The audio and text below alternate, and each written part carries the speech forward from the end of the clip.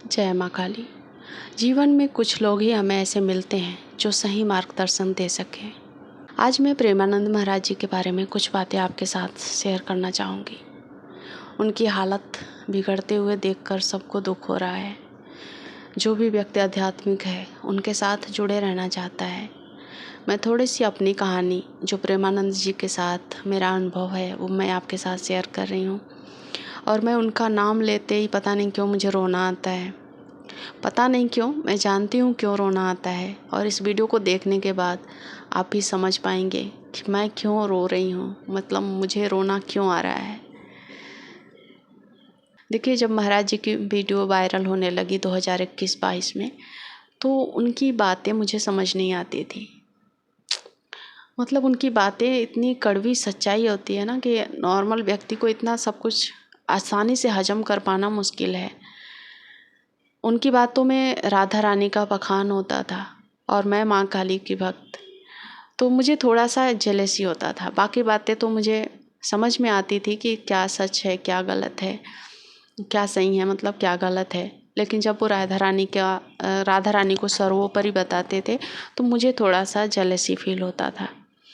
और होना भी चाहिए। अगर आप एक ईश्वर के समर्पित हो, एक ईश्वर को समर्पित हो चुके हो, चाहे वो कृष्ण हो, राम हो, हनुमान हो, तो आपको दूसरे ईश्वर की बड़ाई सुनकर ना थोड़ा सा जेलसी फील होगा। तो ऐसे ही होता था। और मुझे प्रेमानंद जी के लिए इतना भाव नहीं था मेरे मन में।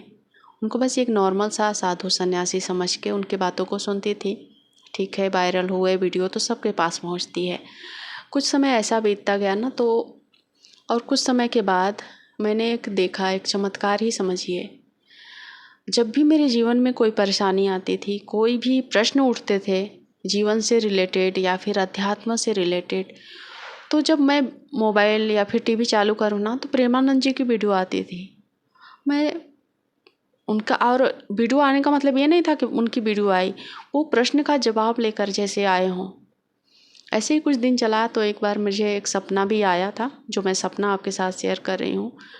और इस सपने को सुनने के बाद ना, ऐसे सपने मुझे बहुत से आए हैं जो थोड़े थोड़े करके मैं आपको बताऊंगी।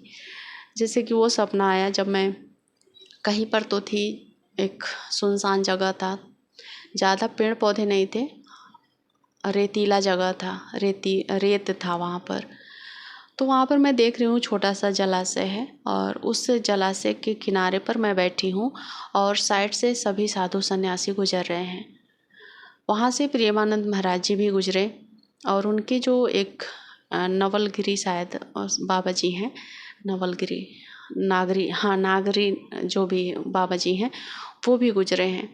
तो जैसे वो गुजरे उसके बाद से प्रेमानंद महाराज जी गुजरे, थोड़े से वो ठहर जाते हैं वहाँ पर। अब मैं उनको प्रणाम करने जाती हूँ।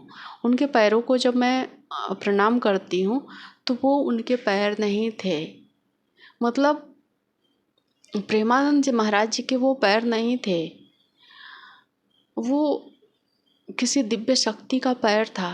प्रेमानंद जी का शरीर था लेकिन वो पैर शायद राधा रानी के, मैं बोलूँ तो गलत नहीं होगा, वो राधा रानी के पैर थे। मैंने ये सपना देखा। उसके बाद से जो मुझे महाराज जी के प्रति श्रद्धा बढ़ी, वो अब बढ़ते ही जा रही है, ख़त्म नहीं हो रही, मतलब ख़त्म होगी भी नहीं। उसके बाद से बहुत सारी ऐसी मुश्किलें, परिस्थितियाँ, जीवन में उतार चढ़ाव इन 4-5 सालों में मैंने देखा। और हर प्रश्न का जवाब मुझे सिर्फ प्रेमानंद महाराज जी के वीडियो से ही मिला है अब तक। क्या है उनमें ऐसा? और वो जो स्वप्न था मेरा, मैं चाहती हूँ कि मैं महाराज जी से मिलूँ और उनसे इस स्वप्न का जिक्र करूँ कि मैंने आपके चरणों को स्पर्श करना, प्रणाम करना चाहा, पर वो चरण आपके नहीं थे। वो चरण तो किसी दिव्य शक्ति के थे। कौन वो दिव्य शक्ति है? क्या वो कृष्ण है? क्या वो राधा थे जिनके चरण कमल थे वहाँ पर आपके शरीर के, मतलब लगे हुए? तो ये वो स्वप्न था, ये वो स्वप्न था। उसके बाद से बहुत सारे ऐसे स्वप्न में मुझे महाराज जी के दर्शन हुए। जब जब मैं उनको पुकारी, उनको याद की, उन मतलब जीवन के, मैं माँ काली की भक्त हूँ, मैं शक्ति के उपासक हूँ और वो वैष्णव है, फिर भी मुझे हर जवाब उनसे मिलता है। और इस प्रश्न का जवाब प्लीज़ आप लोग दीजिए कि क्यों देते हैं वो जवाब? वो तो वैष्णव हैं। और अभी अभी उनकी जो हालत देखकर मुझे इतना दुख हो रहा है, इतना और जब इस बार का जो डायलिसिस हुआ है वो स्वप्न में मुझे दिखा किस तरह से हुआ है उनका ऑपरेशन, और वो देखकर जो मेरे मन में भाव आए, स्वप्न की बात कर रही हूँ, स्वप्न में ही जो भाव मेरे मन में उठे हैं ना, तो मुझे ऐसा लगता है कि मेरी साधना में कहीं ना कहीं अभी कमी है। क्योंकि मैं उनको देखकर थोड़ा सा असहज महसूस कर रही थी, उनको घाव को देखकर, उस डायलिसिस को देखकर मैं थोड़ा स्वप्न में ही असहज महसूस कर रही हूँ। तो इसका मतलब ये है कि मैं पूरी तरह से ईश्वर को शायद समर्पित नहीं कर पा रही हूँ अपने आप को, और ये मेरी साधना की कमी है।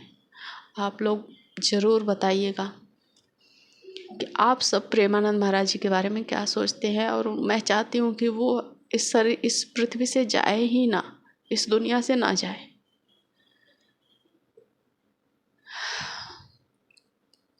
और अगर राधा रानी उनको ले भी गई तो उनके जैसा किसी को छोड़ कर जाएं, ताकि वो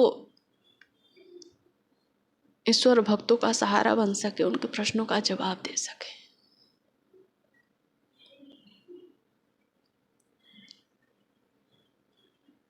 मैं उनसे बहुत दूर हूँ, पर मैं चाहती हूँ कि मैं उनसे मिलूं जाकर। माँ काली मेरी ये इच्छा पूरी करेंगी तो मैं आप सबके साथ जरूर शेयर करूँगी। जय माँ काली।